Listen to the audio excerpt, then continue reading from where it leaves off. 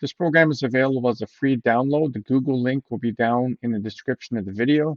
So please feel free to download it, edit it as much as you like, and it's free for you to use. Enjoy. And please provide some feedback in the comments section if you do use the program. That's greatly appreciated. Thanks. All right, folks, so here it is, the program that I'm currently using, which is a blend of Jim Wendler 531 and Mike Teixeira Reactive Training Systems. I'm the type of lifter that does not respond to a high amount of volume.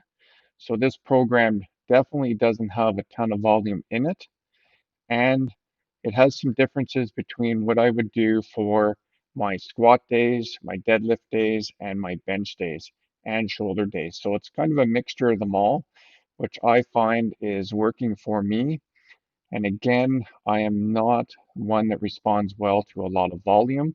I'm an older lifter also. So people that I think that are older, have a lot of injuries, have been lifting for a lot of years, have jobs that have a lot of stress or manual labor jobs where their body's just getting a lot of wear and tear, might be good candidates to run this type of program and hopefully be able to get some decent gains out of it. So essentially, you're working 2 weeks and then doing a deload and repeating. And this one here, I would essentially call a volume block. So let's look at the first tab here, which is the training maxes. Really took a lot of information out of here if you've seen some of my previous programs on spreadsheets. So essentially, it is just the basic exercises here that you can annotate if you want. The belt squat, you can change it to whatever you want. Same with the bench, deadlift, military press, front squat, pause squat, whatever you're going to pick for these exercises, you can change them. It has a 1 rep RM calculator right here built into it, and that is based off of Jim Wendler's formula for that. And then this or a chart here is for RP and rep range. And this is taken from the Reactive Training Systems manual book that Mike Teixeira wrote and I have purchased. So this is also a handy tool. And what I tend to do now is blend, and I'll show you here in week 1 and week 2 in those tabs. What I will do is blend the 90% training max. I'll use that as a guideline for my jumping off weights for each set, but I'll apply it more to an RPE scale here. So I'll just go over that more in depth in a second. All right, so week 1, day 1 is going to be standing military press. Now I've kept this one pretty generic to the Jim Wendler way of doing things, where the first week is just going to be sets of 3. The last set, my third set, is going to be an AMRAP set, and then second set last, 2 sets of 3. Again, I'm not really high on doing a ton of volume.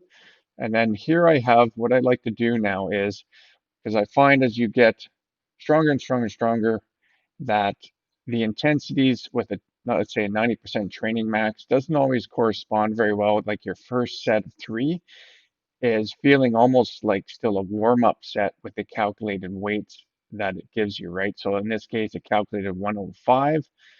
It felt like when I got to that weight that I could do more. So what I'm doing more now is when it says intensity 70%, I apply an RPE scale to that. So I RPE 7. That's what I look at it as.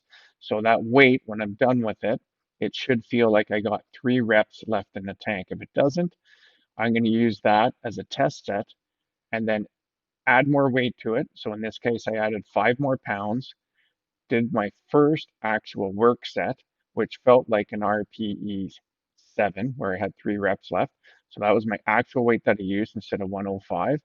And then from there, I just figure out, I figure judging off of that 110, I figure, okay, if I go to 140, I should be able to get about an 80% or an RPE 8.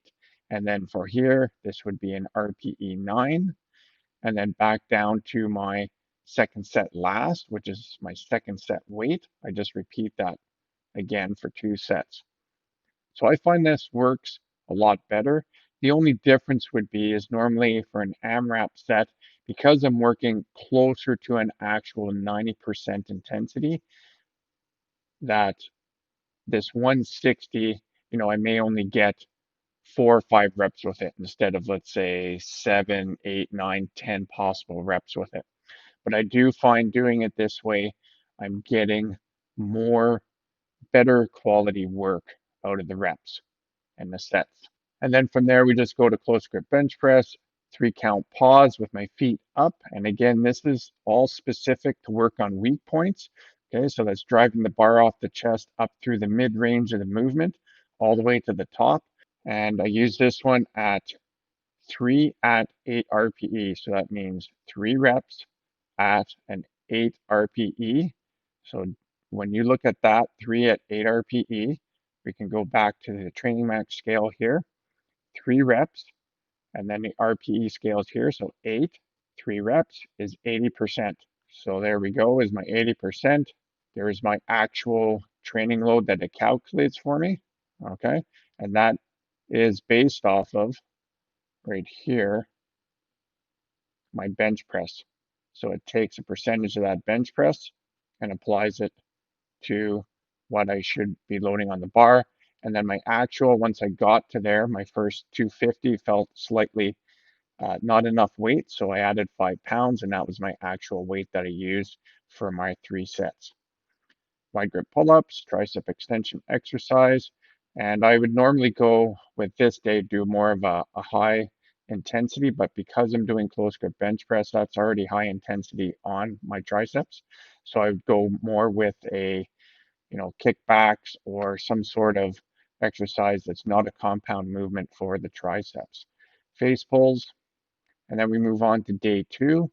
Now, day 2 is going to be different for me because I do have some lower back issues, so I'm trying to keep my amount of intensity on my spine load minimized as much as possible.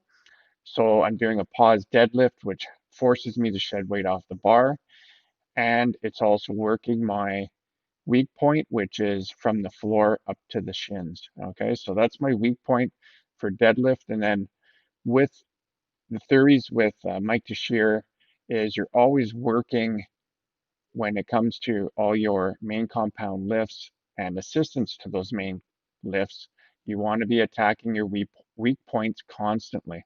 All right. So in this case, with the pause deadlift, it's 2 whammies. It's forcing me to lower weight, and it's attacking a weak point, which is off the floor for me. So here I have a set of 3, set of 3, set of 3, all at the normal intensities, which I apply an RPE scale to. So in this case here, it was slightly lower. Yeah, so all my sets were actually lower than what was calculated. All right, but that's okay. I haven't done any heavy deadlifting in quite a while, at least 6+ weeks. So this was all how I felt that day and how my lower back was responding. And then I go into pause squat, which is again attacking weak points for my normal competition squat. 4 at RPE 8. So again, we go to the training max scale. 4 reps at RPE 8 is 77%. So here we've got 77%, calculates 235. And then for that one, I actually went from a range of 225 up to 265 for my 3 working sets. Backward sled drag, I add that in to put more emphasis work on my quads, but it doesn't involve a lot of eccentric work, so it doesn't create a lot of DOMs. Pull throughs, 45-degree hypers with leg curl, and walking with weight. All different accessory exercises that you can either leave in or take out. Day 3 is my main bench day, and I'm going with right now the pause bench press with a 2 count, so just slightly more than a competition pause bench. And I'm not hitting it with a ton of volume. As you can see here, it sets a 3, applying the RPE scale to it. And then this is what I'm getting from my actual work weight. So here, there was actually quite a difference, which I wasn't surprised because I've been training the bench press on a regular basis. Injuries haven't prevented me from lowering the weight. So using the RPE scale, I'm actually using more weight for my working sets from what's calculated. Weighted dips, again, that's to attack weak points and also work the triceps. I'm a narrow grip bencher compared to most people that use a they go out to the legal limit for competition width. I'm nowhere near that, so I always like to try to hit my triceps as much as possible to help out with my bench. Now, a tricep exercise here can be taken out if you want because you're doing the weighted dips here. And for this one, I probably only did banded tricep extensions or something like that. Day 4 is a squat day, and we go for belt squat. Again, for me, I'm doing that right now to decrease spinal load.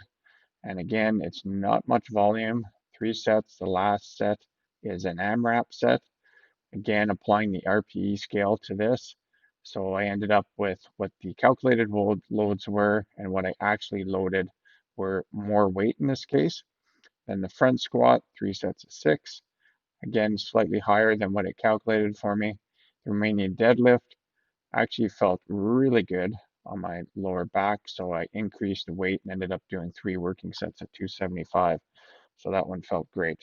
So as you can see, there's a lot of variation from what the calculated weight is and what I actually load on the bar, applying it to an RPE scale. But I find it's way more effective for getting effective work on your body out of the volume that you are doing, the sets that you're doing. On to week 2, we'll just quickly go over the differences, and the exercises are staying the same. The difference is in the amount of reps. So it's going to be the classic 5-3-1. So for shoulders, it'll be an AMRAP set with the set of 1.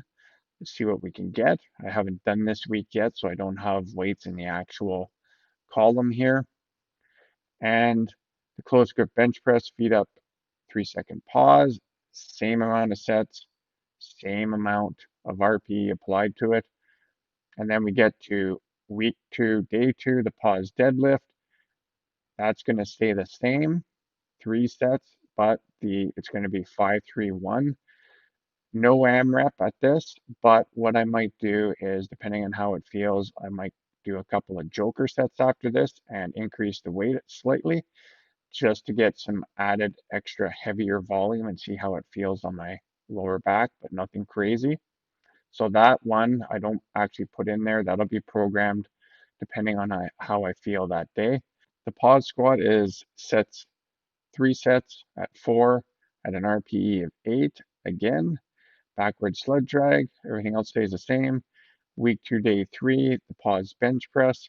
The difference here is I'm going to be adding in joker sets. So up to 4 joker sets where I'm going to progressively keep adding weight to the bar and see how it goes. And just, I'm not going to go to failure. I'm going to go before failure, take it to where like it's an actual, 9.5 RPE, and then cut it at that. And then belt squat, it's going to be AMRAP for my 3rd set. So 5-3-1, AMRAP for that last set. Maybe some back down sets, we'll see. Front squat, 3 sets of 6. Romanian deadlift, 3 sets of 6, same thing. And then from there, it goes into a deload. The deload is going to be sets of 5. Now, that's the classic scenario for Jim Wendler deload. Sets of 5. Now, this intensity, these weights are going to be like feeling really, really light to me. So those are going to be amped up a little bit. All right. And again, it's recovery. So especially the amount of volume that you're going to do for all your accessory exercises. And some of them I may even cut out that week. But the volume, the amount of sets is definitely going to go down to allow my body to recover.